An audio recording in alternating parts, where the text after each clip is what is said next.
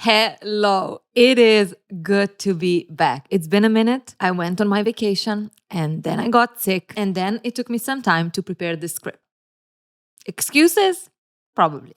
But I am very happy to be back and I am actually quite excited to get into today's movie analysis, let's say, or better, relationship analysis. We've all seen it, right? The fiasco with the movie It Ends With Us. Both the book and the movie, in my personal opinion, kind of flopped. The whole appeal of the book actually happened because people were falling in love with the character that turned out to be abusive.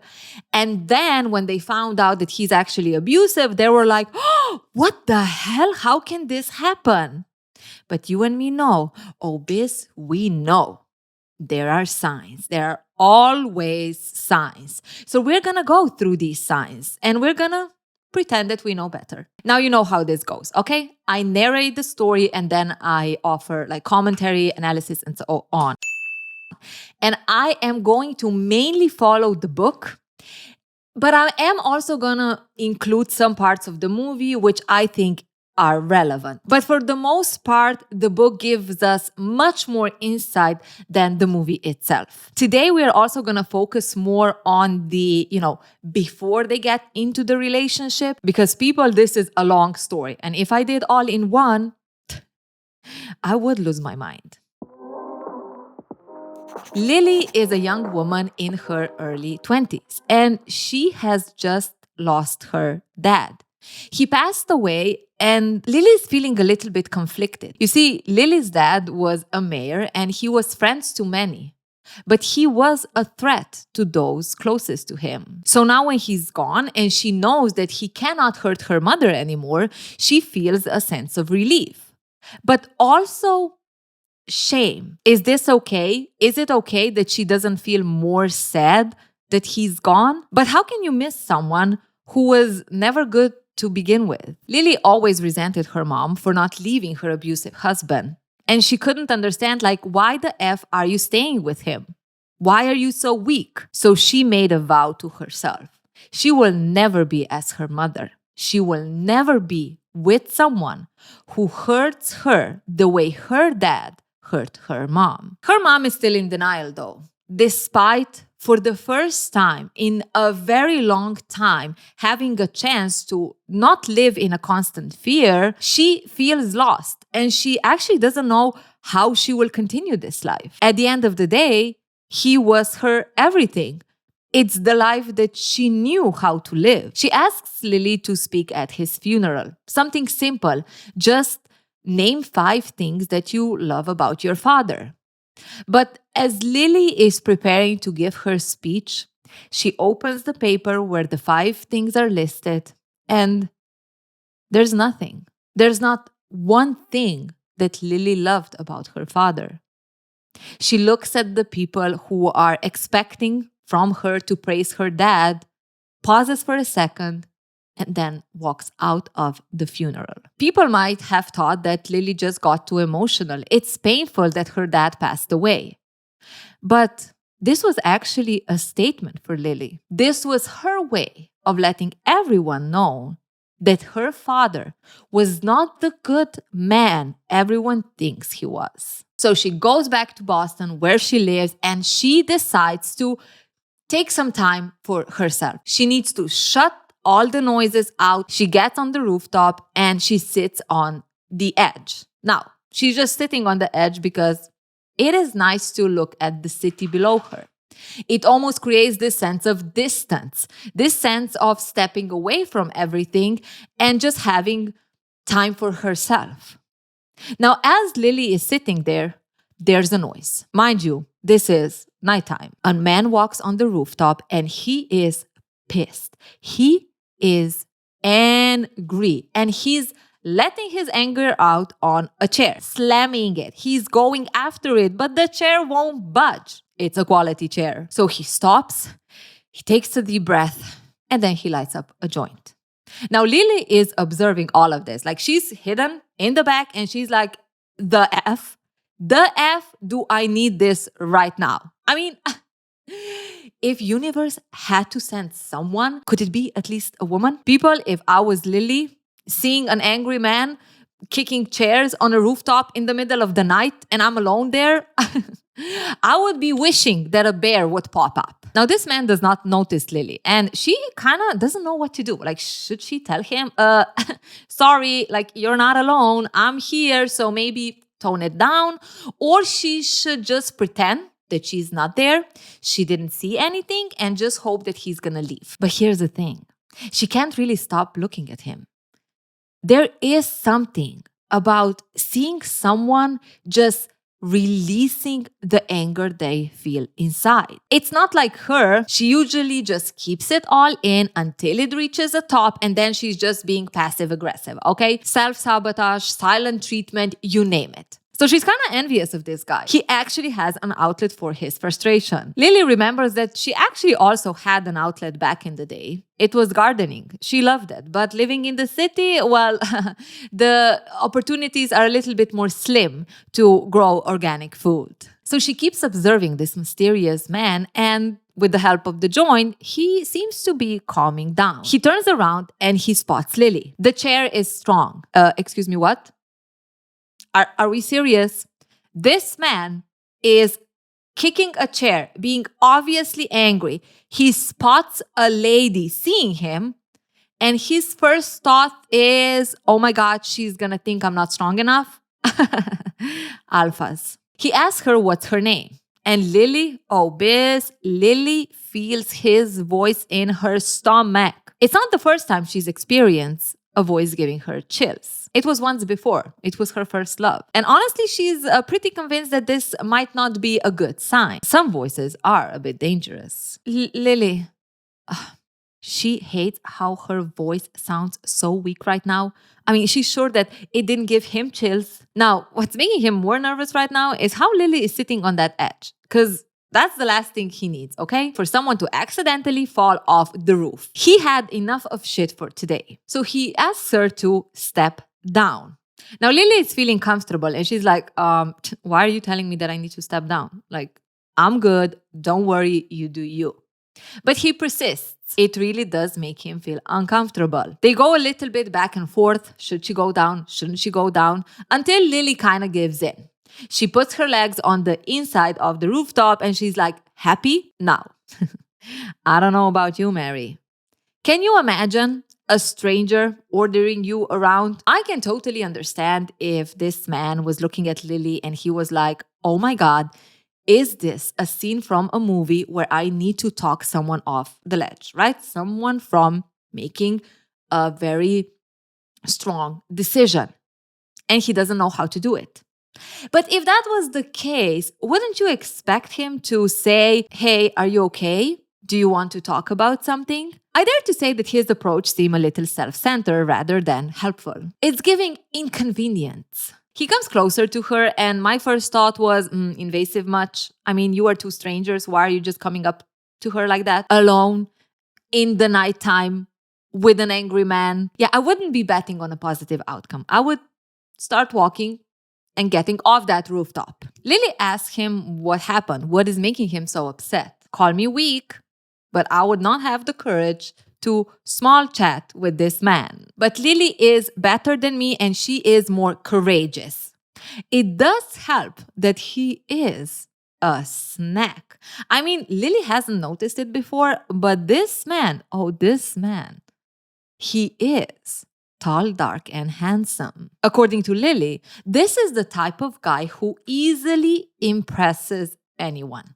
So she's not about to stroke his ego even more and show how she is impressed by his looks.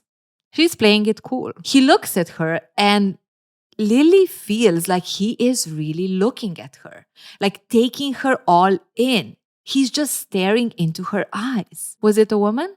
Did she break your heart? If a man is upset, there is a woman who actually made him upset. She is probably the reason. Now, this can come from different things, right? And one of them is for sure her experience in her own family and how her dad would get upset because her mom did something, right? That was his way of justifying his abuse. his anger. Second one can be this very outdated and general view of men versus women. Like a man is very composed and stoic and controlled unless a woman does something to piss him off. Also tying into the, how women are the ones who are emotional, who can't control their emotions, who get just mad because they are on their period and all of that shenanigans. Or this is also a typical belief that there has to be someone's fault, like scapegoating. If someone is mad, is because there is somewhere else who made this person mad. And then obviously it could also just be a joke that Lily made. But, it's very difficult to kind of understand that from the book or the movie. He laughs. If my problems were as trivial as love, I would have no problems. It's clear that for this man, love is usually the last of his problem. It's not even on his radar. Was it a man? It was a chair, wasn't it? Lily is trying to make light of the situation. And it makes sense. Let's keep it calm. And she's also potentially trying to make him feel comfortable, not judged. Kind of accepting or showing him that everyone has those days. It's okay. Now, when I was trying to research what is the general senses or how do people feel about this interaction and him being so angry, kicking a chair and so on, there were many people who were like, oh my God, this is the first sign. This is a red flag. And I want to ask you, do you think that is a red flag or is it an outlet? When is it just a moment, oh my God, they just kicked a chair because they got so upset, but they would actually never hurt another person? And when is it a trait to be concerned about? When is it a sign that this could lead further? I think this is a very good intro into the complexities of understanding people who are abusive. Let me know in the comments below your thoughts about this. I really want to know. To me personally, what's concerning at this point in this story is, again, being alone in the middle of the night as a woman with a raging man. That's what I'd be worried about. He doesn't answer Lily's question, why is he upset? And honestly, why would he? They are strangers. But he does ask her which floor does she live on, because he never noticed her here before. Here's the thing. Lily does not live in this building. First of all, this is a way too rich of a neighborhood for her to even live there, let alone live in this building owning an apartment. So she kind of doesn't want to reveal that just yet, and she makes him say it first. Now, Mary, oh Mary, this man lives on the top floor. Money, baby. How can there be romance if not one person is rich and successful while the other person is middle class? So Lily now comes clean and she admits that, she's not really living in this building. So why are you here? Do you have a boyfriend living here or something? Lily is a little bit disappointed. Really? This is his pickup line? The way he's looking, he probably thinks that Lily is not good enough for his actual good pickup lines. Uh-oh, Mary, is this a glimpse at how Lily feels about herself when she is in the presence of someone so good looking and rich? Is it showing her own insecurities when she is in the presence of status and wealth? There's a little bit of a halo effect going on here. You see Lily seeing someone who is handsome, rich, and he's also wearing designer t-shirt, good fashion, of status, doesn't have bad pickup lines. If a person like that, according to Lily, has a bad pickup line, it's because she's not worthy of the good ones. It's interesting how Lily immediately does that connection. She immediately sees herself as not good enough because he looks good and he is rich. She's not worthy of him putting in more effort. On the other hand, who said it was a pickup line? She tells him she chose this building because they have a nice view. And she kind of needed to get away. She needed some time for herself, some fresh air. She's not really ready to share with this stranger that she's dealing with confusing emotions of losing her father.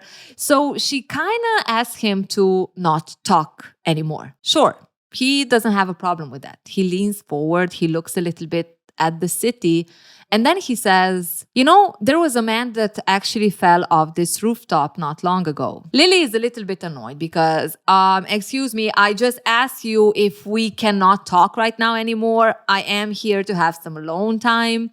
But on the other hand, she's kind of intrigued. She's curious. What happened? Apparently, it was a photographer who wanted to get a perfect shot leaning over this ledge on this rooftop. And he leaned a little bit too much and lost his life. Lily is a little bit shook.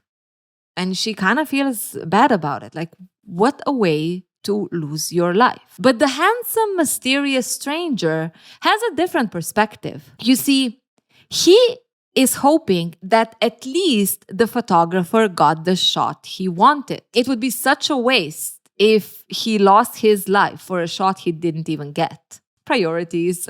Now, Lily knows that this is not, the best thing to say, but it also makes her laugh a little bit. Do you always say what comes to your mind? Not to most people. Hello? Did this man, dark, tall, handsome, and rich, just tell her that she is not most people, despite her being a total stranger that he met 5 minutes ago? But she's hot, so pretty privileged, I guess. Now, this makes Lily feel some type of way. He doesn't even know her yet, and he already thinks she's special. Moron. There's a word that kind of perfectly describes the desperation, okay? Lily feels a little desperate right now. Chill, woman. If I would have to say, where are this is a sign telling you are not most people, but not even knowing you. Like, unless you actually develop some kind of friendship, relationship, knowing each other, you are most people. So if someone tells you that you are special, not really knowing you yet, or knowing you for a couple of minutes, a couple of hours, you just had that special thought. They told you that they never met someone who sees it that way. And you're feeling, yeah, I am kind of smart. I am kind of intelligent. I am deep. And this person sees it. Yeah, I would be cautious, okay? I would say that is a sign to worry about. I mean, maybe not worry about, but at least don't take it as, oh my God, this person really sees me. Just take it as, okay, acknowledge, but I'm not going to be all mushy now because you said it and feel special and feel like, oh my God, he recognizes me. He really sees me. Give it a bit more time before you get to that conclusion. And I get it. It's difficult because, you are special. There is a chance you are specially naive. Now, Lily asked this man, what does he do? And can this woman get any break? People. This man, tall, dark, handsome, and rich, is a freaking doctor. He's a neurosurgeon. Look, we can say, Lily, you're getting a little bit swept away, but Biss, how many more good qualities are you going to put on this man? At least what we're conditioned to see as good people, right? Not only is he tall, dark, handsome, rich, he's also saving people. How can Lily resist that? Like, give this girl a little bit of break. Is she being a bit naive? Is she falling for this? You're not like the other girls and you are so gorgeous. This stranger just can't keep his eyes away from you. Yes. But also, look at the characteristics around here. Imagine if before that she was at home writing in her journal all the characteristics she wants in her man, manifesting. And now this is the universe delivering. Overall, there is a bunch of stereotypes and biases when it comes to Lily and this scene. And it gives us an insight of what are Lily's beliefs? How does she see life, world, and other people? If someone looks good, then they are automatically safe, at least from the starters. Something tells me if the man that would come up, start kicking a chair and being all upset was someone who she wouldn't find attractive, maybe a middle-aged man, maybe someone who is not put together. I'm not so sure she would be willing to continue the conversations with them unless she was trying to get away and just be nice. Even then, progressing, him looking at her, staring at her, something tells me if this was not a hot guy, she would not feel flattered by it, but probably disturbed. She would probably feel very uncomfortable and want to get out of there as soon as possible. But because he looks good, right? His clothes say that he probably has some kind of money and status, then it's not weird. Not only it's not weird, but it's special because this guy, this impressive, wealthy man is actually flirting with me?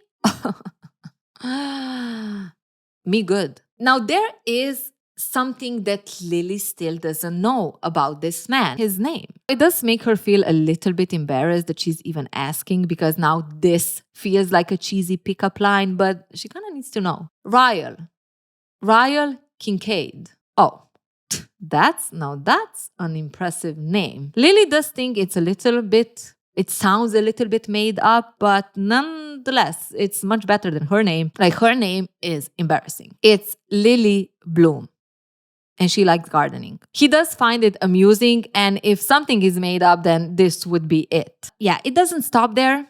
She shares with him that she always wanted to have her own flower shop. I mean, business-wise, it would be great. Lily Bloom, a florist. But right now she's working for one of the biggest marketing companies in the whole of Boston. So that would kind of be a downgrade. Ryle disagrees. Having your own business is always an upgrade, unless it fails. Lily knows how people see those who try something different, something out of the box. If you win at it, if you're actually successful, then you are a genius. If you fail, a moron who quit their job to pursue their dreams. Honestly, I relate. But it is true.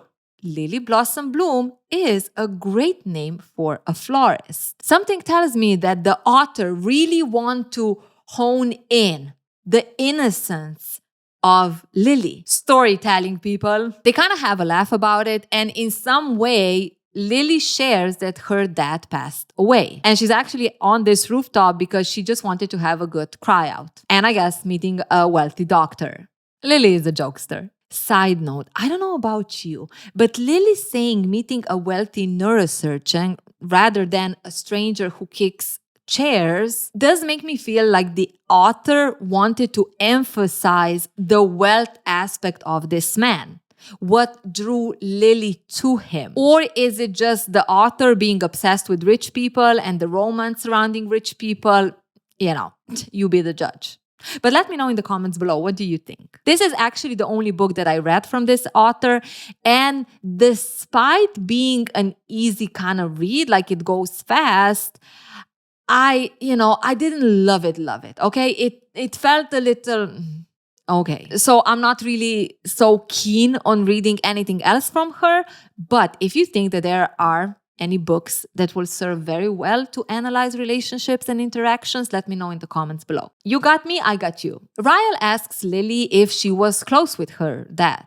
And Lily says, quote, "As his daughter, I loved him. But as a human, I hated him." And Ryle likes that. He likes her honesty. And that, again, makes Lily feel some type of way. Oh my God, he likes how honest I am? Yeah, I am like that. Here's the thing. Ryle in general wishes that people would be a little bit more honest, a bit more transparent.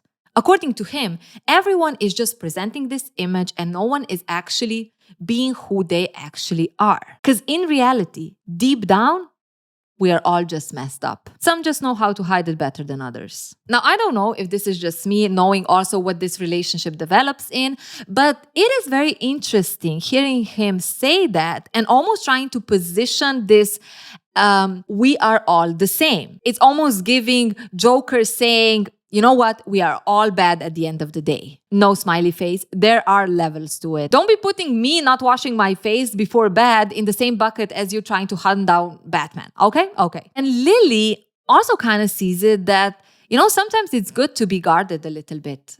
Naked truths are not always pretty. Naked truth.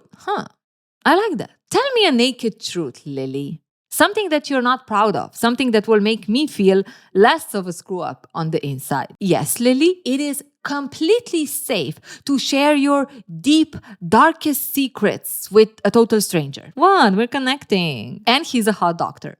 Context. Lily looks at Ryle and she notices his strong jawline, his dark eyes looking at her.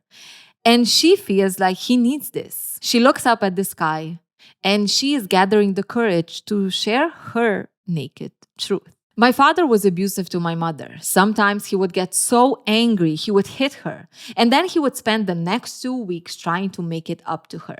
He knew I hated when they fought, so he would also buy me new stuff. When I was a kid, I would sometimes look forward to the nights they fought because I knew that after that, the next 2 weeks would be great. If I could, I would make it so he never touched her. But it was inevitable and it became a norm. When I got older, I realized that not doing something made me as guilty. So despite hating my dad with my whole being, I do wonder if I myself am as bad as he is. Ryle looks at Lily and he says, "There's no such thing as bad people. There are just people who sometimes do bad things." Lily pauses for a second. She thinks about it. She reflects on it and it kind of makes sense. No one is exclusively bad or exclusively good. Some people are just better at controlling the bad. Yeah, I find it challenging to agree with that sentiment. On one hand, I get it, right? No one is born evil, at least from what we know, the knowledge, and then who knows what's the rest of the world out there that we don't even know. When people do bad things, it is a response to certain things, maybe trauma at a younger age. It can also be a mental illness. But at the same time, when you phrase it like that, there is a risk of taking any accountability for your own actions. It's almost like saying, but look, I wouldn't be hurting other people or scamming other people if I would have more success at finding a job. Okay, yes, maybe certain circumstances are leading you to do certain things that are not good, but at the same time, there has to be, at least in my opinion, and maybe I'm very clueless, some predisposition for you to actually then scam people for your own benefit. Where does that come from? I don't know. Again, like I cannot say that you are just born bad, but there are some characteristics that, it kind of makes you that in the case of struggle, you tend to prioritize your own needs even at the expense of other people. You still took that decision to hurt them. And that is by default bad. And maybe the choice was not to get help needed to not hurt others. And if I focus on this phrase, like saying that everyone is equally bad and equally good, but some people are just better at suppressing the bad, is like saying that everyone at the end of the day wants to hurt people, right? Everyone wakes up day in and day out and they actually want to be bad. They actually want to hurt people, but they decide not to. Really? I don't have that problem. I do not almost hit someone and then control myself from doing it. It does not cross my mind to actually hurt someone else. If you think about it really, what does that imply? I mean, it's pretty clear that it does not make sense. And it can be a foundation for a lot of forgiveness when there shouldn't be, for a lot of justifications where there shouldn't be, and a whole bunch of avoiding responsibility. But maybe I'm missing something. Maybe there's some deeper aspects to it. And, you can enlighten me in the comments. Thank you. But now it's Ryle's turn to share his naked truth. He seems a little bit hesitant, and Lily is thinking, it's not that fun when you need to be the one to share something bad. But then he takes a deep breath and he says that tonight he watched a little boy die. He was playing with his little brother. They found a gun in the house and it accidentally went off. By the time the little boy came to the operating table, it was too late. There was nothing he could do. Everyone felt sorry for the parents, but Ryle didn't. Ryle was pissed at the parents because it was their fault that this even happened. How can you have a loaded gun in your house with 2 little kids? He wanted for them to suffer. He wanted for them to know that not only did they lose one son, They also ruined the life of the one who accidentally pulled the trigger. Lily is shocked. This is heavy.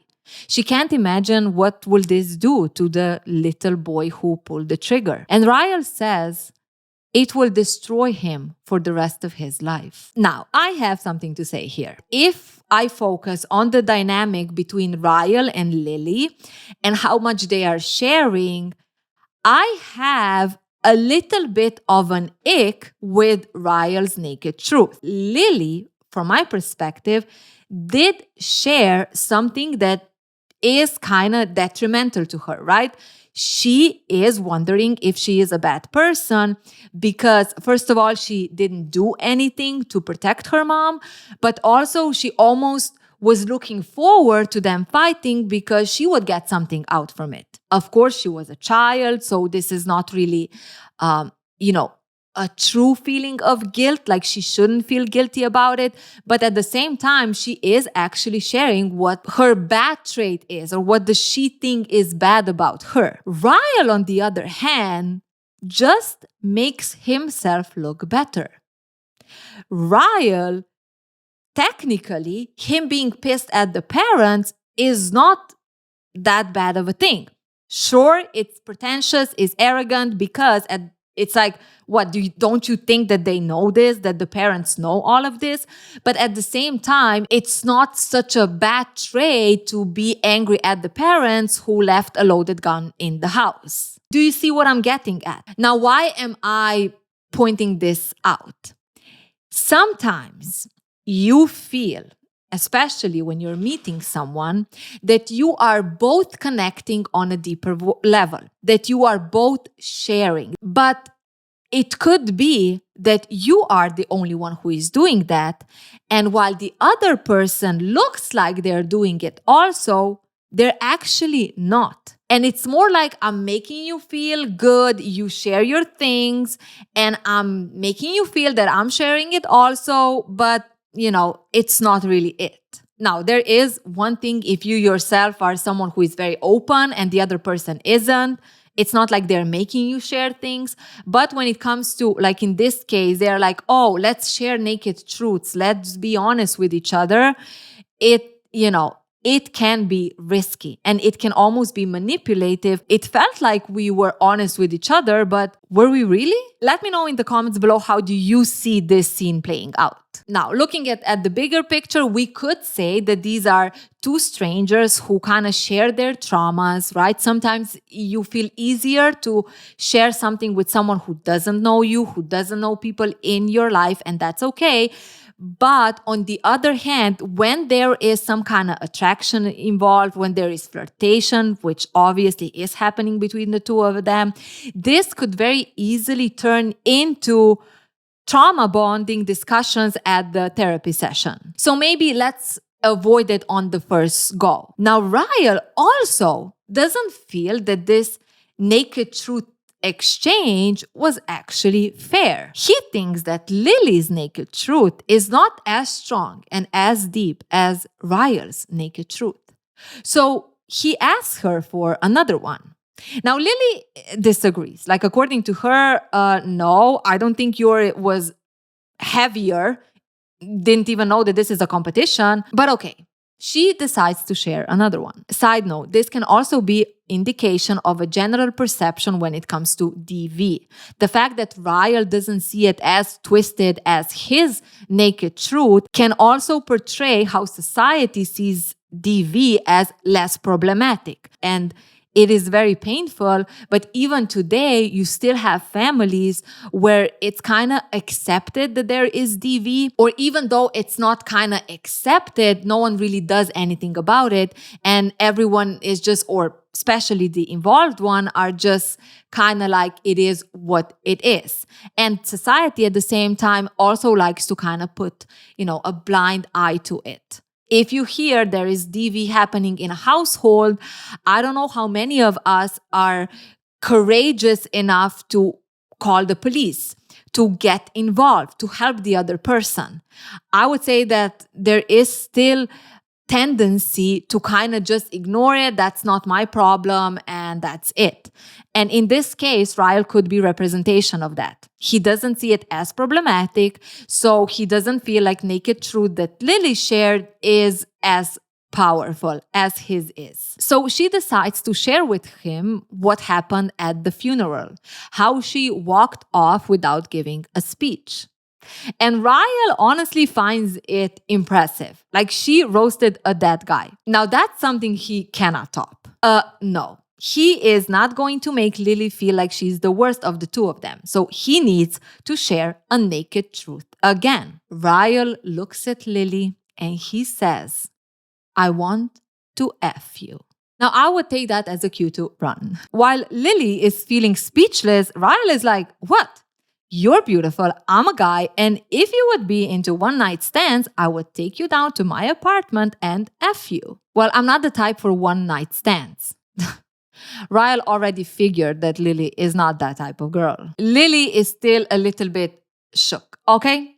She can't believe that he said that out loud. And to that I say, Lily, sweetie, he did. And his privilege allows him to. Something tells me that this was a broke-ass man who doesn't look good. Things would go differently. But money, success, and good looks do get you some perks, huh? You can say whatever bullshit and you're not gonna freak a woman out. It will be sexy. It's her turn again. She lost her virginity to a homeless guy. It's kind of a long story, but to make it short, there was a guy living across the street who actually was kicked out of his home. She was helping him out, but they developed a friendship and then ultimately also fell in love. His name was Atlas and everything was going well until that caught them. And he beat the shit out of Atlas. It's Ryle's turn again. The thought of marriage repulses me. I'm about to turn 30 and I have no desire for a wife, let alone children. All I want is success. But if I say that out loud, people will say I'm arrogant. Ryle, sweetie, you sound disturbing. There is one thing of being like, you know what, I'm not into marriage or I want to focus on career in my life. It is another thing to say that it repulses you. That's a bit sus. Now here's the thing. According to Ryle, anyone can get married and have children. But not everyone can have a successful career. Not everyone can be a neurosurgeon. And he gets a lot of pride from it. He wants to be the best. Geez, where to start with this? Anyone can have children and be married. If you're talking like biologically wise, no, it's not true. Just because society made us believe that parenthood is easy, it does not make it true. Is it easy to become a doctor? No. Is there also an element of how many opportunities does one have to actually be a doctor, to actually go to school? In some cases, to fund your schooling? Lily also agrees, like he does sound arrogant. She's also kind of surprised finding out that his mom is still not really happy with him because she's waiting for him to get married and have children, despite being a doctor. Like, she's wondering, are children ever good enough for their parents? In this statement, we do get a hint of Lily not feeling good enough for her parents. She could be wondering as a child, first of all, how can her dad do that when he knows that it hurts also Lily? Is she not good enough for him to change?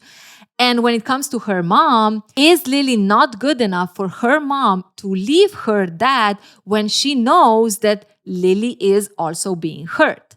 And I think that is very, very common. When you are a child of, let's say, an abusive relationship and you keep seeing two people hurting each other, but then also hurting you, and you want to help and you want to maybe even, kind of encourage the separation. You want your mom to leave in this case, the mom was the abused one, but it can happen vice versa. When you kind of want your parent to make that decision, when they don't do it, you do develop a sense of not being good enough. Because your early childhood, and your childhood in general, was based on that. Was based on the fact that you were constantly reminded that you are not good enough for this to be better. Now, I'm saying you are reminded that you're not good enough because that's how you live it. That's not really the case. That's just how you rationalize why someone doesn't do it. And this is something that takes time to actually recognize that at the end of the day, it had nothing to do with you. You were a child. And despite creating this sense in yourself, about yourself, it does not make it true. And you need to then do the work needed to build that self-esteem again, or build that good enough feeling again. Now, it makes it more difficult if you keep interacting with people who make you feel not good enough over and over again. On one hand, it feels comfortable, it feels something that you know. On the other hand, is still very damaging. And then, of course, the other aspect is that there's always this notion of how parents always know best, right? And when you take different decisions, then it's almost like I'm not good enough for my parents. And I would know, like the decisions that I've taken in my life, it doesn't make them happy. And sometimes I still kind of struggle with just this feeling of, oh my God, do you constantly need to make me feel like I'm not good enough? I'm not living by your expectations. Ryle knows that his children would never be good enough. He knows, like he acknowledges that he is very selfish and he's very focused on his career. So that would be inevitable. They would feel like they are not good enough because he would always prioritize his success. So that's why it's better not to even have them. Lily kind of respects Ryle a little bit more for that. I mean, there's not many people who would admit that they are too selfish to have children. It's admirable that someone is so honest. And you know me, I agree.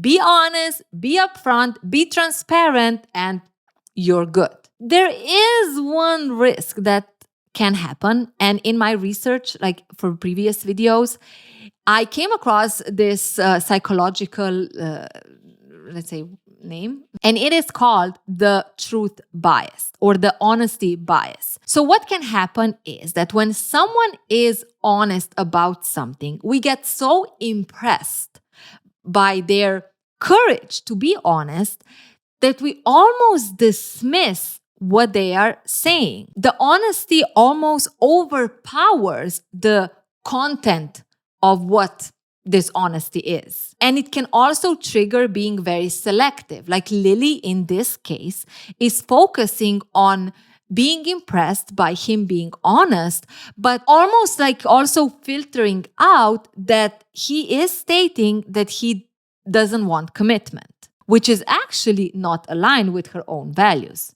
So it's like the value of being honest, you have it, but the value of commitment, you don't really have it. But I'm almost kind of like filtering that one out because I'm more focused on the positive one. Ryle shares that for him, it is very simple. When he needs to satisfy certain needs, there are plenty of girls that can fulfill that. Love is not his thing. Love has actually almost felt more of a burden than anything else. Lily feels a little bit envious. If she would have that approach when it comes to love, oh my God, her life would be so much easier. But no. She's the person who waits for her perfect man, for her perfect partner. But the thing is that in most of the cases, when they don't meet the expectations that she's setting, she kind of gets numbed, she kind of zones out, and then it just ends. She's always waiting for that holy grail. Lily, dear, who doesn't? I mean, who doesn't want the perfect man? The trick is, what does it mean, a perfect man? Is it aligned values? Is it similar goals? Like, what is that definition of perfect man? And I'm not going to go too deep into it because I already made a video about how to find your perfect match and I'm going to link it below. But basically, all in all, there is a risk when you say, I'm looking for a perfect man, and Lily seems to acknowledge that. Ryle has a little bit of a question or an advice. If she is so unlucky in love, or if she has this struggle with love, why doesn't she take his approach? I mean, one night stand could be a good solution. And he's making it very obvious that he's here to fulfill that need if she wants. Shocker. Despite Lily maybe even wanting to do something like that, she's not really the type to be with someone just for the sake of it, not knowing if it will go anywhere. But as she says it, she also recognizes that the way she said it, I mean, does she really believe that? Is she really someone who wouldn't do a one night stand? Mary, let's make it clear. Lily is struggling. She's dealing with the emotions with her dad passing, and everything just feels tiring. It's almost like she's exhausted for everything. And boom, a hot, wealthy doctor is here offering the solution. Let's have some fun. So when you are in that kind of state, it is very easy to want to just let it go. Let go of your values and what you stand for, even wanting to do something totally different. Now, there is a difference between actually acknowledging it. Sometimes you want to experiment in life. Sometimes you want to try something different. I am aware of this and I'm not doing it as a cry for help. But that doubt in Lily's voice intrigued Ryle. He's getting a little bit curious. Not that kind of a girl, huh, Lily? So, if you would not be intimate with someone on the first night, how far would you go? He pulls the chair she's sitting on. Now, they are dangerously close, and Lily is struggling to resist. But also in her mind, she's thinking, you know what? Maybe I do want this. Maybe I want to try something different. He asks again, how far would you go, Lily? I don't know. He puts his hand on her stomach and he slowly starts to move it up under her t-shirt. Now Lily is feeling the heat and she's thinking, oh my God, am I gonna let this just happen with the stranger? But at the same time, it makes her feel special. It makes her feel wanted. Is this far enough? Not even close. People, Lily is letting go. She's like, show me what you got. And as Ryle is about to go in, whatever that means, his phone rings. Go figure. It's his work. He needs to leave. It's an emergency. Lily is, you know what? Lily is actually disappointed. She's like, the fuck? Really?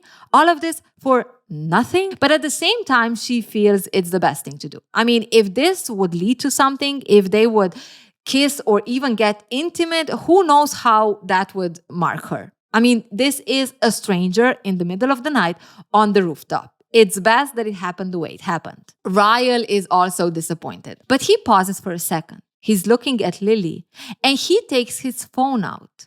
Click. Hello. He snaps a picture of her. Now, Lily is a little bit shocked, but she's also, I don't know, it makes her feel even better. Is this guy so into her, or he finds her so attractive that he actually wants to remember her? He actually wants to have a picture of her? It makes her feel good. She's thinking if she should do the same, but she decides not to. It would kind of suck to have a memory of someone that she knows she will never see again. It's nice meeting you, Lily Bloom.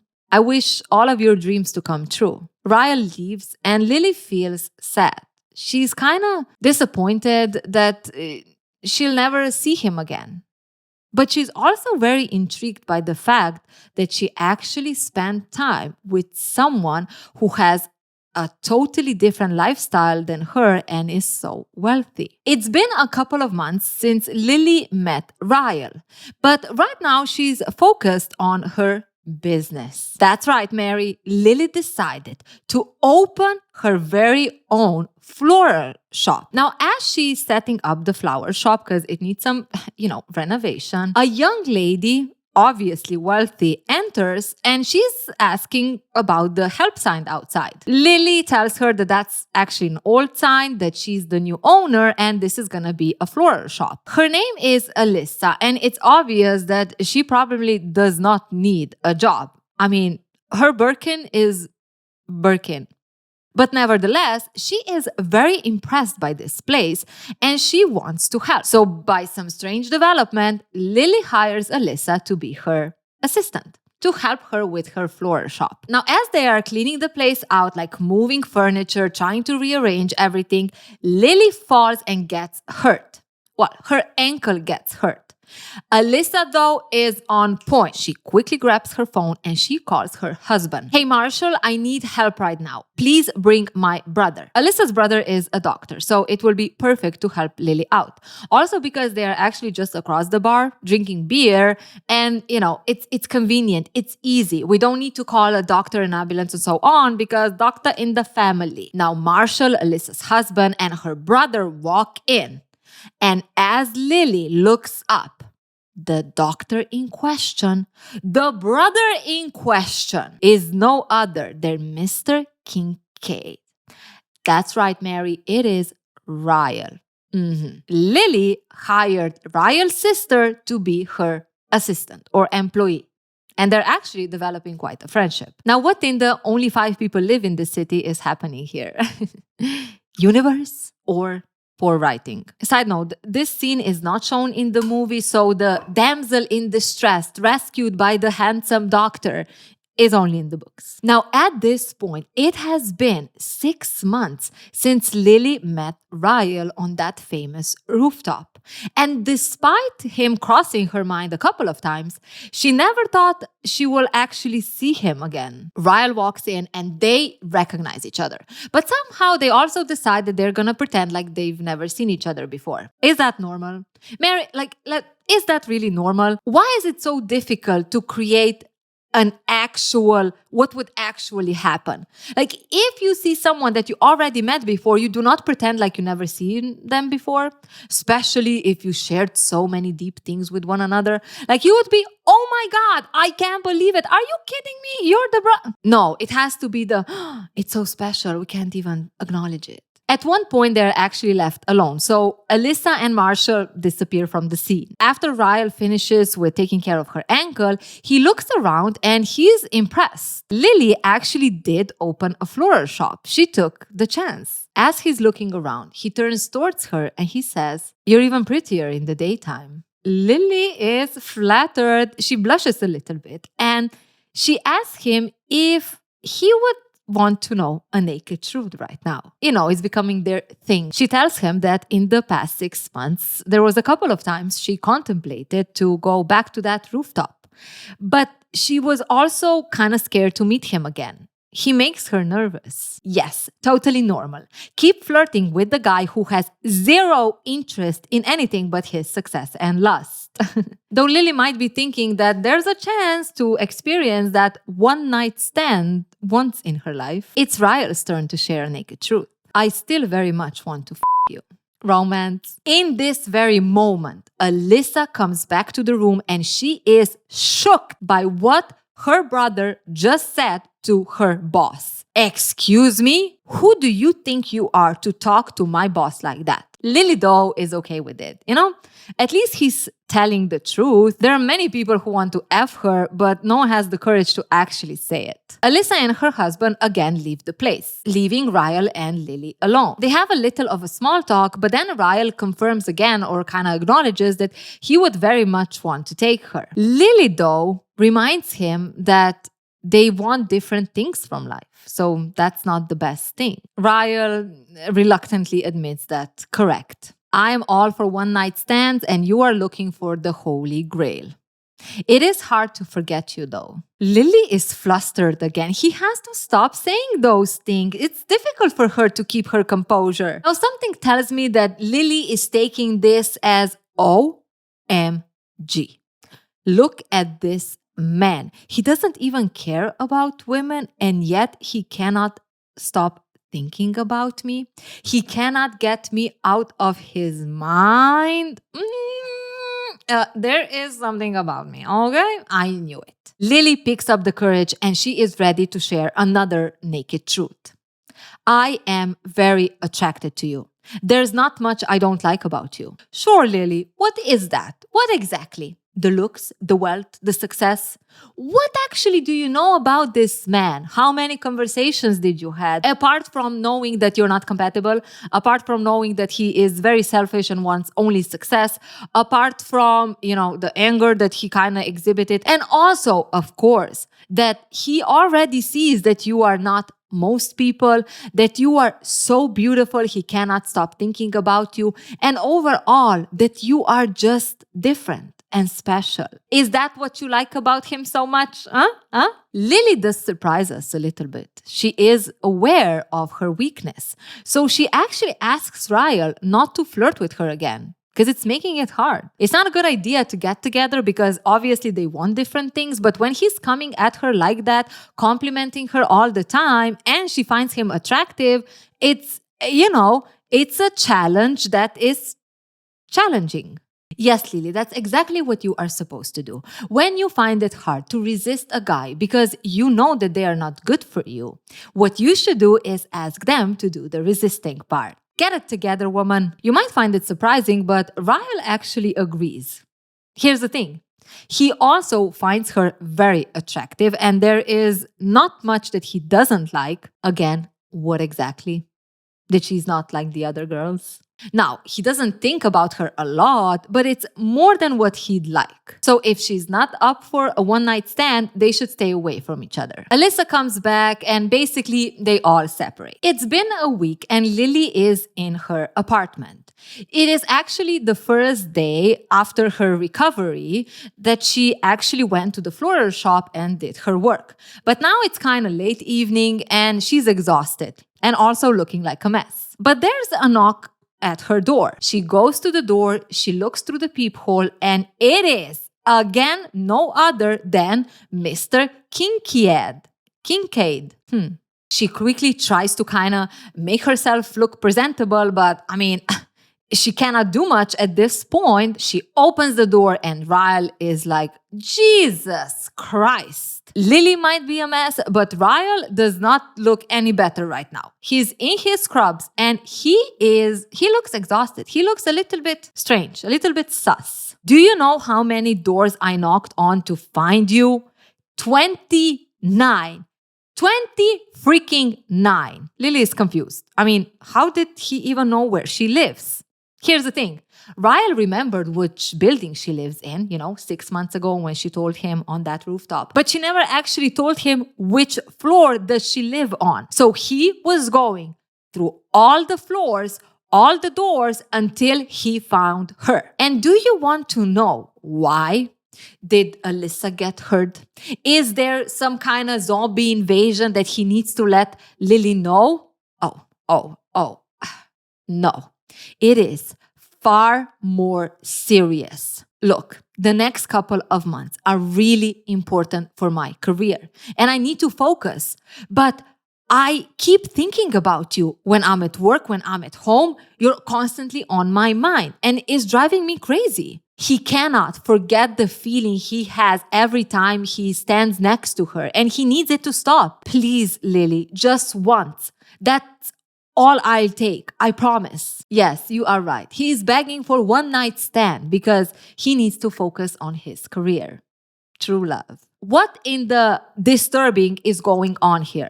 Let's do a little checklist, shall we? Guilt tripping a person into something you want. Check. Putting the time pressure on it so you make sure they understand the urgency. Check. Using her vulnerability to his advantage. Knowing that she has some attraction towards him and then making this grand gesture of, I can't resist you. Check. This to me very much sounds like emotional manipulation, where Ryle is trying to do whatever it takes to prioritize his needs over Lily's boundaries. It's also a way of forcing control over the situation. This is what he needs, so he's gonna try to control it. He's gonna try to take the lead and to make her do what he needs. It reminds me a little bit of what he did on the rooftop when he made her go down from the ledge where she felt very comfortable sitting because he felt uncomfortable. He's pleading, he's pushing. It's a way to get what he wants. It's a way to manipulate someone. It kind of shows how he looks at situations and how he looks at people. It can be controlled and I can get what I want. And lastly, it again shows how he actually sees intimacy. It's a pure physical act. It's something he needs for him to feel better. It has nothing to do with the other person. He doesn't care about that. This is something that I should be privy to because I need it. You know, I actually noticed in a couple of these analyses when it comes to toxic relationship, there is always a grand gesture, some kind of big thing that a person does, and that kind of shows how into you they are. But if you think about it, if one really needs a grand gesture to prove themselves, what are you compensating for? Even when it's romantic, even when it's Ted Mosby creating a small romantic date in the 5 minutes that she was on a break. Oh my God, it's so romantic. No, it means that the guy is pushy, okay? He doesn't take the fact that you do not have the time, so he makes it everything to get what he wants, a date with you. I'm not saying it's always like that. I mean, I'm not gonna lie. I love me some good surprises, but there is a difference between good surprise from your partner or someone you are dating, and then there is these grand, over-the-top romantic gestures that are just a little bit like, what you trying to do, man? And should you take it down a notch? Think about it. A man who gets rejected for a one-night stand runs up and down the stairs, knocking on doors, trying to figure out where you live. The only person that should be in front of all of those 29 doors is a mailman, okay? And Jehovah's Witnesses. But we all know how we feel about them. Did I take it too far? What about Lily, though? Now, there are a couple of things of how she could perceive this grand gesture. So she might think, oh my God, he did all of this effort, like knocking on 29 stairs trying to find me. He must care about me. Failing to see that it's not about you, it's about him. Because if it was about you, he would respect your boundaries. It can also create very confusing feelings for Lily. On one hand, she already accepted that this is not gonna work, right? Despite him being so perfect, despite her being so attracted to him, she accepted that it's not gonna work, right? But now he's again reopening these feelings, reopening the possibility of them actually maybe even being together. So if in this moment she gives in, there is a risk of putting some foundations in place that are not so good for her in the future. The first thing is that Ryle can learn to overstep her boundaries whenever he feels like he needs it. Even if they already agreed on it, even if he agreed that, yes, Lily, I respect these boundaries. If he really needs it, he's gonna overstep it. It can also be the start of creating a power imbalance where Lily is always the one who is compromising. If she gives in to him despite her boundaries, she is risking that she will always be the one to do the compromise, to giving in. Because again, his needs are more important. And once you start doing that, every time it's easier for you to do the compromise. But the more you do the compromise, the more you are losing your own identity and your own self-worth. Everything that you need is not as important, and you can let go of your own boundaries, right? It's easy for you. It's easy for you to lose yourself. Lily takes a breath and she first asks Ryle when was the last time he slept. Because, I mean, he is obviously a mess and what he is doing is a mess. Go figure. Ryle is actually coming from his 48-hour shift, which labor laws. But at the same time, that's not what's important right now, okay? So he is asking Lily to focus on what really matters, him needing that pee. Lily looks at him and she's like, so let me get this straight. You knocked on 29 doors because the thought of me is making your life hell, and you need me to have sex with you so you could stop thinking about me. Are you kidding me right now? Well, when you put it like that, it does sound, Ryle, it's ridiculous. Lily did some things right in this situation. First of all, she kind of evaluates situation for what it is. It's clearly that he's probably sleep deprived because this is not normal, okay? He's not thinking straight. With that, she also kind of doesn't get pulled into his manipulation. Like she calls him out and tells him that this is basically ridiculous. She did laugh about the situation, which on one hand, it can be a way to make the situation a little bit lighter, to bring a little bit humor into it all. But on the other hand, it again leaves the door open for Ryle to do what he wants to do. Because if that was me, if someone would approach me like that, I would be like, what the F? And I would slam the door closed. Like there would be no, oh my God, this is so funny. I would be like, I need to get a restraining order. But maybe Lily is a better person than me. Ryle is looking like he wants to disappear, okay? This does not look good for him. So he's looking around the apartment and then eventually he turns to Lily and he's like, how's your ankle? It's good. I've been actually working at the shop today. He's about to leave, but suddenly he turns around and he slams his hands on the door, Lily standing in between. Please, Lily, I'm really good at it. You won't even have to do anything, I promise. Lily is amused by this. She finds it funny, but she looks at Ryle and she says, good night, Ryle. Bis, Lily is taking this way better than I would, okay? Can you imagine? Can you imagine a guy telling you all of that, acting a little bit erratic, and then also like putting you in that position? Lily is laughing. I'd be freaking screaming. He's begging a little more and it's working.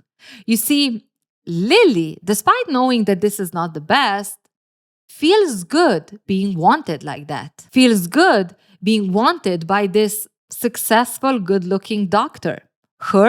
He wants her that much? Ryle, I'm such a mess right now. If you could at least let me take a shower or something, then I'll probably feel more in the mood to have sex with you. No problem at all. She can take a shower while he is waiting for her.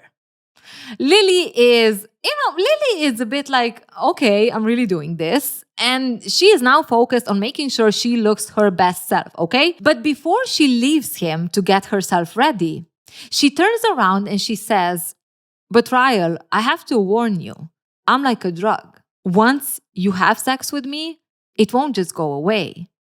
I'm warning you. Okay, Missy, I gave in, but I'm trying to pretend like I'm actually a powerful woman who makes decisions for herself. Sure. Ryle, though, comforts her. She has nothing to worry about. I mean, at the end of the day, he doesn't have any desire to be with anyone else once he is with them. So it's all good. We're just gonna have this one night stand. It's been about half an hour of her getting ready, making sure she is on point to have sweet, sweet time with this handsome doctor. She steps out of the bathroom. She goes to the bed where Ryle is lying with his shirt off. And he is snoring. Yes, Ryle fell asleep while waiting for Lily. Lily is pissed. She is annoyed. She's like, are you freaking kidding me? I did all of this for you to just fall asleep?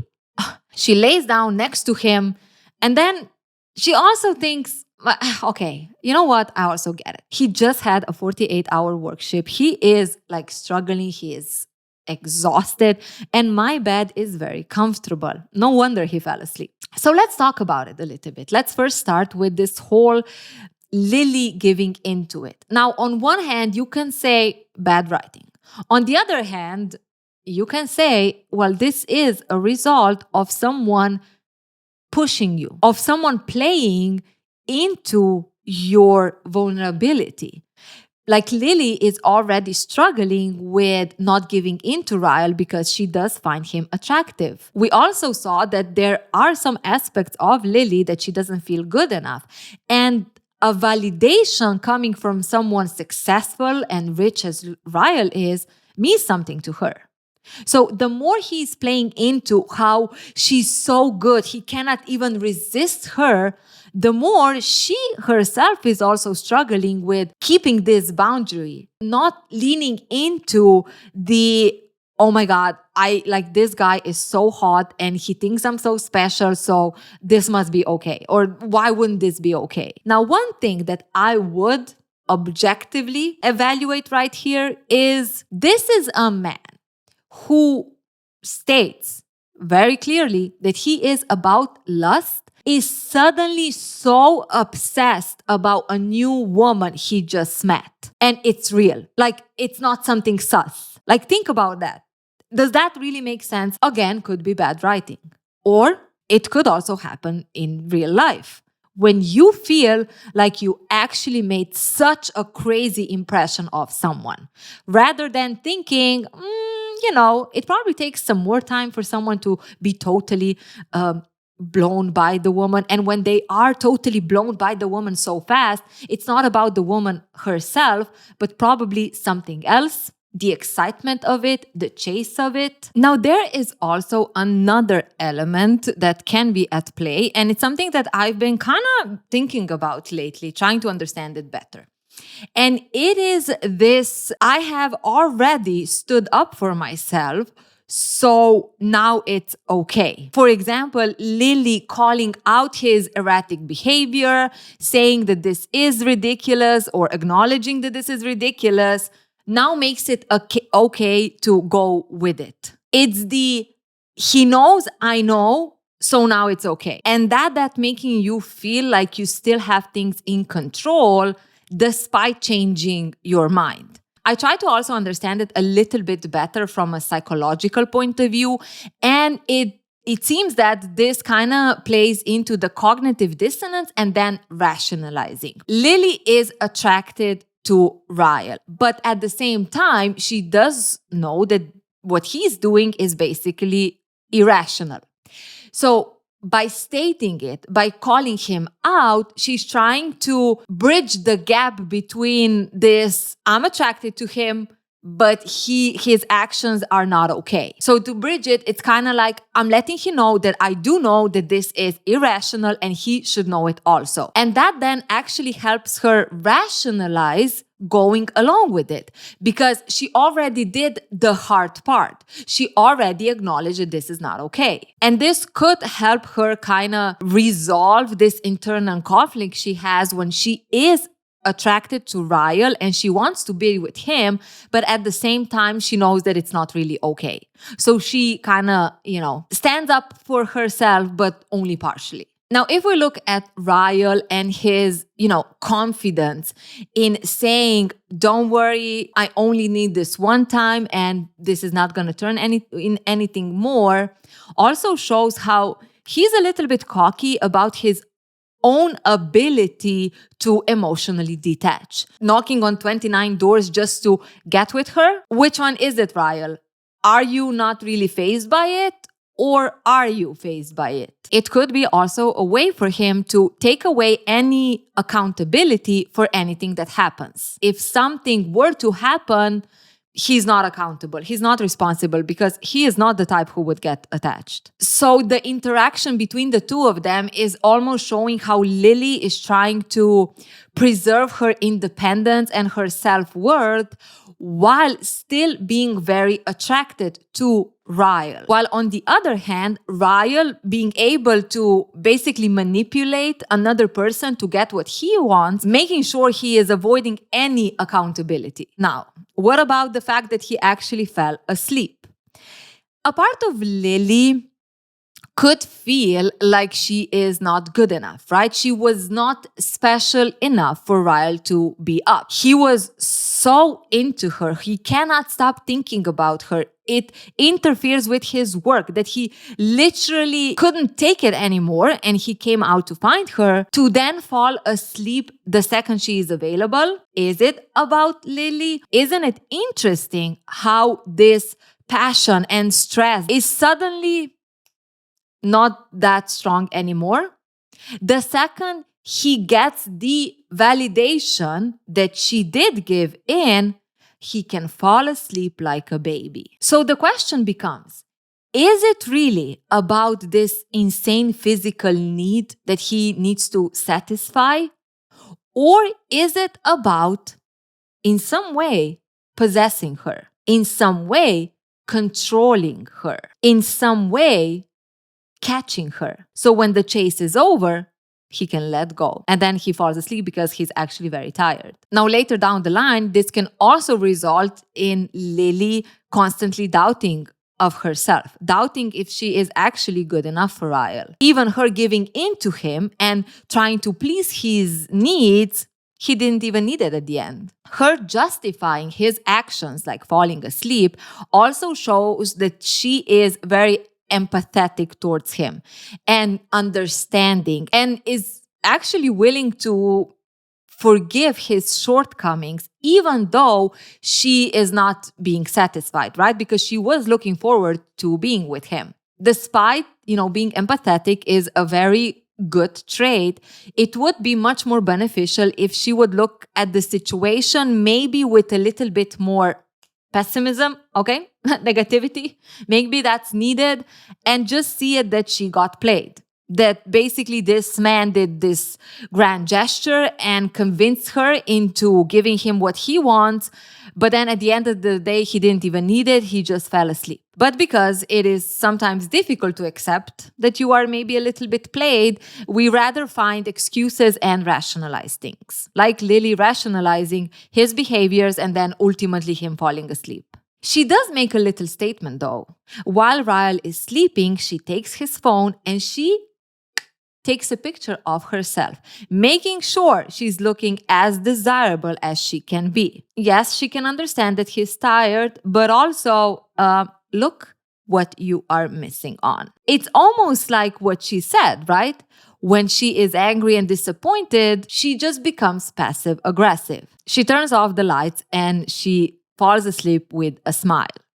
And this smile could be an indication of coping mechanism, a coping mechanism that allows her to avoid confronting in what kind of situation she actually is. She is in a vulnerable position. She is more invested in this than she would like to admit. It's morning. And Ryle is touching Lily's face, but she's pretending like she's sleeping. His fingers move past her neck and they stop at her collarbone. There's a small tattoo there. It's a heart with a little opening on top. He pauses a little bit and then he kisses it. Lily, she opens her eyes and she sees Ryle staring at her. I'm the worst man you ever met, huh? Lily smiles and she says, yeah, pretty close. He leans forward and kisses her on the forehead. And Lily wishes he wouldn't do that because that makes her knees even weaker. Now she'll be the one struggling, trying to forget how he is making her feel in this very moment. Ryle has to go now, but he is very sorry for what happened. And he promises that this will never happen again. She will never see him again. Lily appreciates the apology, but she's not the most excited about the second part. She wouldn't mind seeing him again. And deep down, she wouldn't mind if he would try this again. But then she quickly remembers that they want two different things. And the fact that also this time, nothing more happened, it's a good thing. It will be easier for her to forget him. Have a nice life, Ryle. And I wish you all the success in the world. Yeah. You too, Lily. He leaves, and despite feeling a bit sad, Lily puts her emotions into check. She has work to do, and she's not gonna get upset that she is not good enough for a man to change his life for her. She also has her own goals, and she needs to focus on those. And honestly, she doesn't even have the time to be with a man. So this is going perfectly, okay? It's good that they're not gonna be anything. And this is the end. Oh, brother. Isn't this the typical way of, denying how affected you actually are by a man? Oh, I don't even need a man. I don't even want a man. I'm so busy right now. I need to focus on work. Wouldn't it be better if we would say, you know what? This made me actually feel like I want someone. I want to share my life with someone. I want to try to be in a relationship again. But this man is just not it. Okay, we want two different things and that's okay. I think that would be so much more beneficial because then you would acknowledge that you want it, but this is not the guy. While when you say, oh, I don't even want it, then it's kind of, you keep the option open that if this guy changes his mind and he comes after you again, then you're more likely to give in. It's been 2 months since she last saw Ryle, but it's been okay because she was busy. She was preparing for the grand opening of her floral shop. I mean, it's kind of a soft opening. There's not many people, but Lily is happy that it even came to this point, okay? She opened the flower shop and now, let's just see how it goes. And she has her first customer. Biz, again, it is no other than Mr. Kincaid, okay? Ryle is the first person who is about to make a purchase. Now, he enters the shop and he is impressed. I mean, this looks nothing how it looked like a couple of months ago. This is on point. Alyssa quickly tries to, compliment Lily how this was all of her idea and she's such a genius. But Ryle is also quick to compliment his sister. Alyssa, I would be surprised if your Pinterest skills didn't play a role in it also. Is this big brother trying to acknowledge the work that his sister made, like make her feel better about everything? Or is it a way to make sure Lily's ego doesn't go too high? It's interesting how he doesn't acknowledge Lily's involvement and only compliments his sister. But maybe I'm looking too much into it, okay? It's been a couple of hours, people. Give me some break. Now, for Ryle to actually be considered first official customer, he needs to buy something. That's what Alyssa is saying. Boy, you might think you're the first one, but it does not mean anything until you throw some cash on the table. So he grabs a bouquet of lilies and he says, I'll take these. Lily notices that he took lilies and wonders if he even knows that. Alyssa is intrigued and she asks if it's for a girl. Ryle says yes, but I rarely think about her, like not much at all. There is a little bit sarcasm there, I think. But Alyssa still feels kind of bad for the girl. I mean, she knows her brother and that's what he does, huh? She gives him a card to write something to this special girlfriend and also to write down an address where they can deliver the flowers. And as Ryle is writing down, he says, Lily, do you know that for a new business, it's a custom to frame their first dollar? Lily knows that. And she also knows that probably Ryle is just trying to rub it in how his dollar is going to be framed in her shop. Well, if you would have your sane mind and not be, blown away by his wealth and success and his looks, the hell would you frame a dollar from a stalker, okay, and a weird man? Someone who can, make things very dangerous very fast. As he is leaving, he congratulates Lily on her opening. Alyssa takes the card that her brother wrote because she's nosy. She wants to know who is this girl? Who is he hanging out with? And she reads, make it stop. Make it stop, huh? She turns around the card and she's like, oh my God, this man is such a dumbass. I mean, he wrote the address of the flower shop. Are you... Lily, though. Oh, Lily is freaking out because she knows exactly who these flowers are for. It's the lilies for Lily. Make it stop is what he said to her. Make him stop hurting. Make him stop wanting her. Make him stop thinking about her. And she kind of likes it. Alyssa is still oblivious and she's wondering if her brother even knows how delivery works. Alyssa and Lily at this point, if I haven't said it already, are best friends. That they are tight. They are close. And it's Alyssa's birthday. So it's obvious that Lily is invited. But Lily is a little bit hesitant. How will she deal with Ryle being there? She knows that she needs to stay away from him, but how will she get out of this pickle? During the day, a previous colleague of hers stops by the flower shop and Alyssa loves him.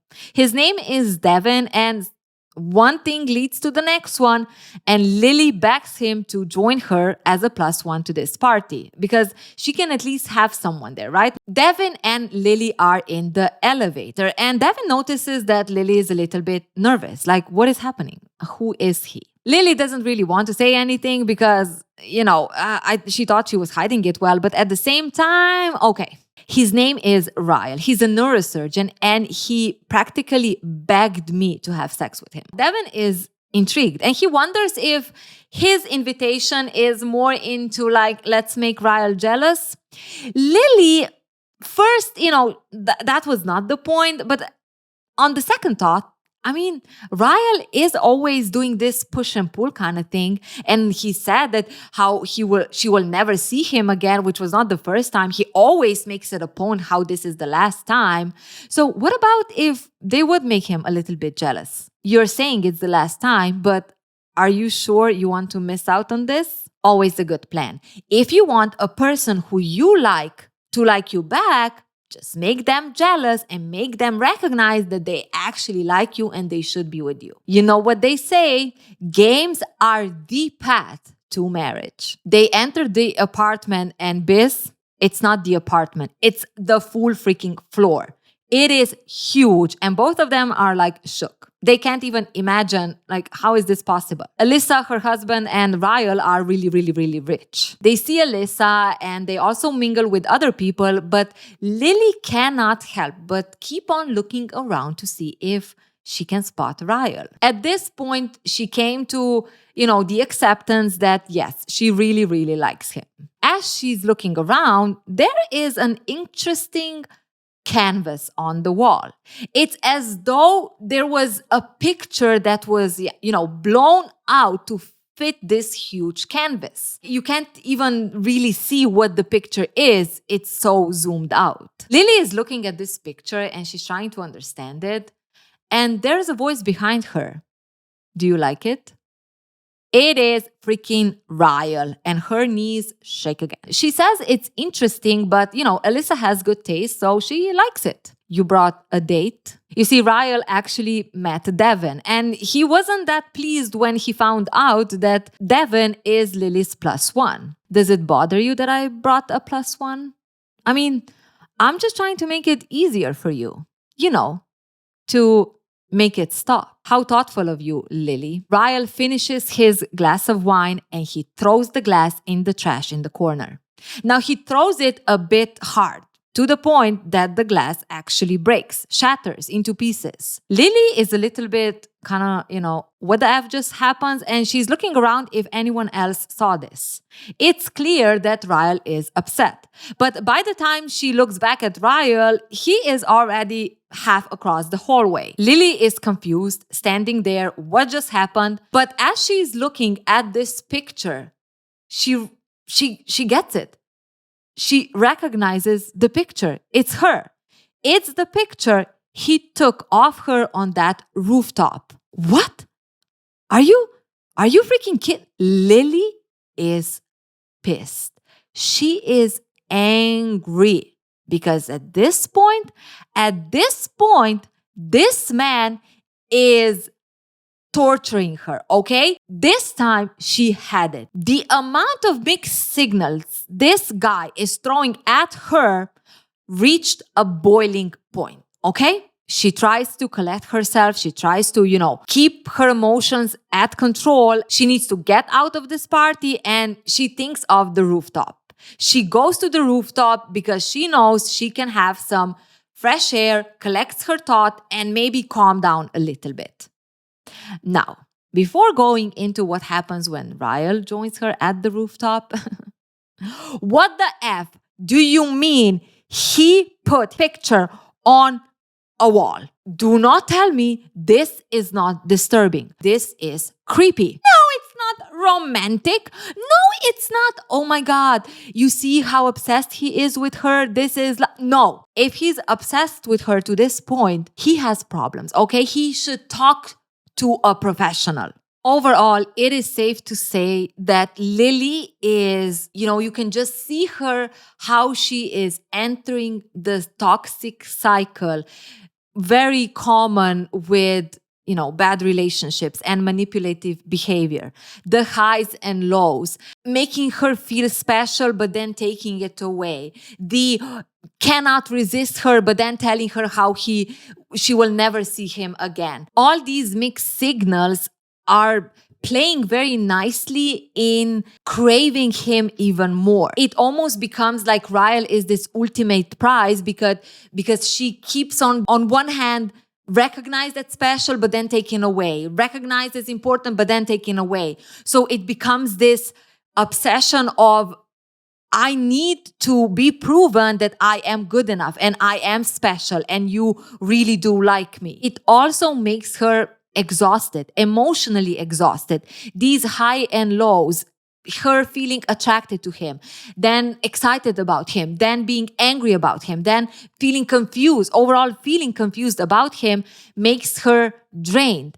And when you are drained, it's much, much easier to dismiss the red flags, let's say, and get caught in this, situationship or later on relationship with a person who is not really genuine. What can also happen is that the second he gives her something good, she will accept it rather than seeing this whole thing being already a bad thing. Like, think about it. If you are struggling to understand if someone likes you or doesn't like you, you are much more prone to grasp for even the crumbs, the little breadcrumbs that you are getting, being a sign of love and holding on to that rather than seeing the whole freaking ass bread being a red flag. You're also looking for clarity. When you are confused about someone, the intentions of someone, you are craving the solution. You are craving that this will have some kind of outcome, some kind of end. And what happens is that you keep on staying until that outcome happens, until you get some clarity. It's not like I don't have clarity, so I will walk away. What we do is, because I don't have clarity, I will wait it out until I have the clarity. And people who are toxic, who are not really good for you, who they themselves don't know how to genuinely connect with another person, they kind of use that for that advantage. They always keep you in the not knowing that will make you want to stay because you are craving to actually know. Mixed signals is already an indication of what you should do. I get a little bit passionate about this topic, I guess. Ryle comes after Lily and he comes very close to her. Like, they're almost touching. And Lily is, she finds it very hard to keep herself together. I feel like there's something you want to say. It's time for a naked truth. Lily pushes him away and she's like, do you think you can handle it? I don't know what you want, Ryle. And every time I reach a point when I don't give a shit anymore, you show up out of the blue. You show up at my apartment. You show up at my floral shop. Like, what do you want? You're driving me crazy. Do you want me or you don't want me? Not to repeat myself, but if you ever feel that way, that is already an indication that this is not okay and you should remove yourself from the situation and, stop the contact with this person. It's not a way for you to let him tell you what is the outcome. Let him tell you what is happening. Ryle takes a few steps back. Oh, I want you, Lily. Do not make any mistake about that. But I don't want to want you, okay? This is difficult for me too. Oh, give me a freaking break, okay? You're the one who is doing the push and pull, okay? You don't get to be also the one who is hurting too. It's giving, I can't help it, which could make Lily feel like she should be compassionate, understanding, maybe even help him through his struggle. She could maybe be the one who can fix this man who has so much turmoil about the fact that he never wanted relationship. He was never, fazed by a woman, but now Lily showed up and he just does not know how to handle it. Okay, man, child. It's kind of, it pisses me off, but it's also the typical romanticizing of the man that is emotionally unavailable and doesn't know how to really love. And somehow we accepted that is true romance, that is something special, especially when you are the woman who even makes him want to change. Rather than saying, boy, you need to do some therapy, okay? If you reach 30 years of age and you still feel like women are just for lust and love is not for you, it might indicate That it's not so much about how you don't do love and that's difficult for you, but more so about how do you see other people. And in this case, how does Ryle actually see women? Like in this case, the fact that Ryle is battling between wanting and not wanting, or not wanting to want Lily, feels like almost tragically romantic. He just cannot resist her. And he needs to overcome this emotional unavailability. Please. Lily looks at Ryle and she says, "You don't get it, Ryle, do you? I really, really like you. And when I know that you only want me for one night stand, it really hurts me." Now, if we have done it at the beginning, maybe this would already be all over with. But at this point, it's already too much. I'm too invested. So stop flirting with me. Stop doing all these things, all these gestures, because it actually really hurts me. Ryle doesn't say anything. And Lily starts to walk away. But a part of her is hoping that he would stop her, call her name. By the time she's back in the apartment, she kind of gives up on that thought. She finds Devin and she is ready to go home. She says goodbye to Alyssa, and as she's about to leave through the door, Ryle is coming through the crowd. "Lily, wait!" He's pushing through and he is laser focused on Lily. It is clear that he is not letting her go. He walks up to her, he looks at Devin and he says, "I will be taking Lily for tonight. Is that okay?" Devin, being a true friend, says, "Be my guest."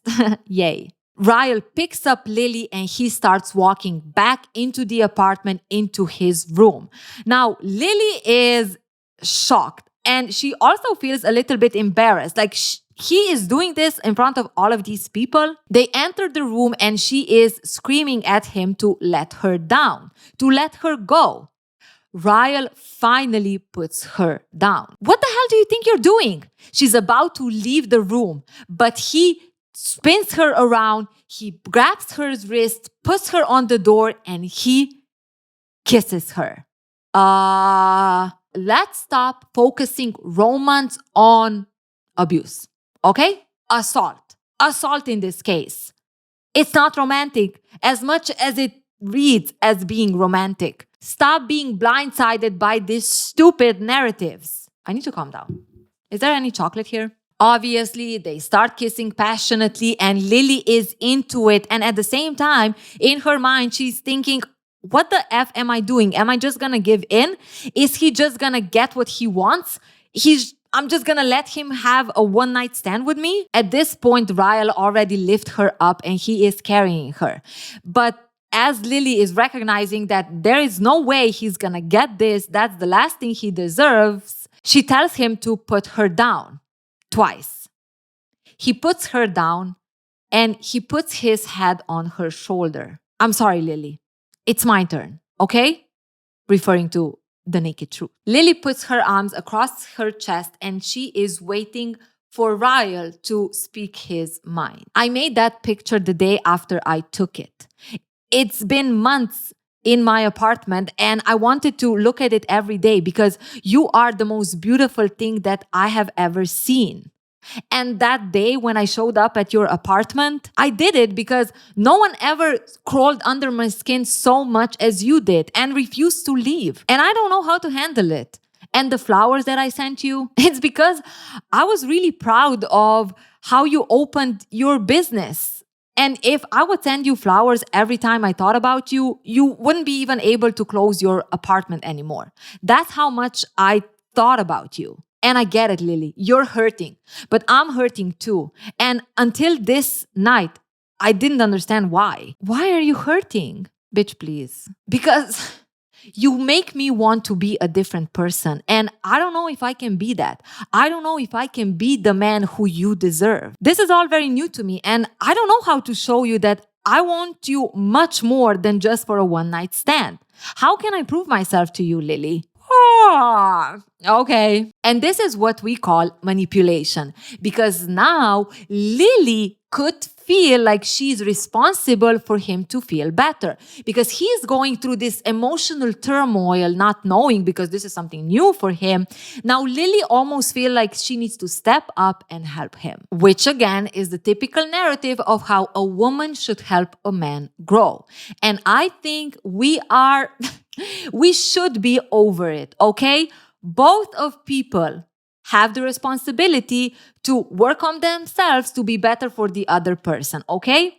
A man is not responsible for a woman to grow and be kinder and be more empathetic and actually take care of her partner or whatever, nor is a woman responsible for a man to grow. Let's take some self-responsibility and this world and relationships will be better. Lily is torn. He looks so vulnerable right now, but at the same time, she knows how convinced he was about what he wants out of life. And relationship is not it. Love is not it. She's afraid she's gonna give in to him just for him to then walk away. She doesn't know how he could prove himself to her. I mean, she barely knows the guy. But what she does know is that a one-night stand with him won't do it. It won't be enough for the two of them. She looks at him and she says, "Don't have sex with me, Ryle." He stares at her for a second and then he says, "Okay, I won't have sex with you." He walks away, he turns off the light and he's starting to undress. Lily is a little bit shocked, like, what is he doing right now? He goes to bed, he opens the duvet and he's like, "It's not like the first time we're gonna sleep together and not have sex. It's piece of cake." Lily smiles and she looks around the room. And she kind of notices that, man, your sister is really rich. She decides to lie next to him and she feels good. I mean, this is ridiculous, but she loves it.